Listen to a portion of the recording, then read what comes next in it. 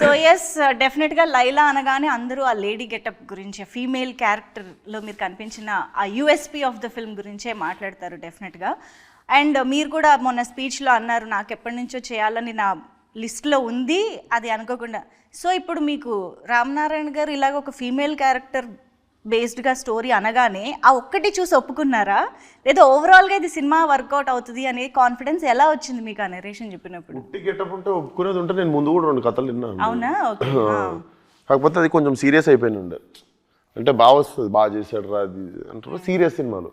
But ఇప్పుడున్న పరిస్థితుల్లో నాకు తెలిసి I wanted to give out and out. అంటే ఫీమేల్ గెటప్కి వెళ్ళినప్పుడు మీరు చూస్తే బామన సత్యభామనే కానీ మేడం కానీ చూస్తే దీస్ ఆర్ ఎంటర్టైనర్స్.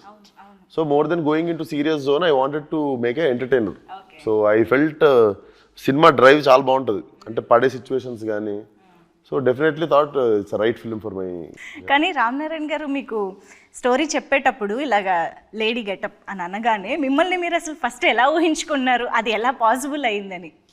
అంటే కొంచెం కాన్ఫిడెన్స్ ఉండే బాగుంటుంది. అవునా?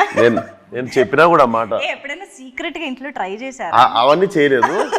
అవన్నీ చేయలేదు కానీ నార్మల్ ఫీచర్స్ ఇంట్లో మా అక్క ఎప్పుడు ఊకే నా కళ్ళు గురించి ముక్కు గురించి ఎప్పుడు మాట్లాడుతుంటుంది మా అక్క. సో అవన్నీ కలెక్టివ్గా పెట్టుకొని మైండ్లో. అండ్ నేను 11 years బ్యాక్ ముంబైలో స్టేజ్ మీద కుంతిదేవి పాత్ర చేస్తుండే. సో అది ఒక 3 నిమిషాలు చేస్తుండే, కానీ అది చేసినప్పుడు చాలా మంది చప్పట్లు కొట్టి క్లాస్లో అరుస్తుండే. సో అప్పుడు చిన్న కాన్ఫిడెన్స్ వచ్చింది, చేయొచ్చు మనం ఫ్యూచర్లో అని. చేద్దాం అనుకున్న లిస్ట్లో పెట్టిన, ఎర్లీగా వచ్చేసింది.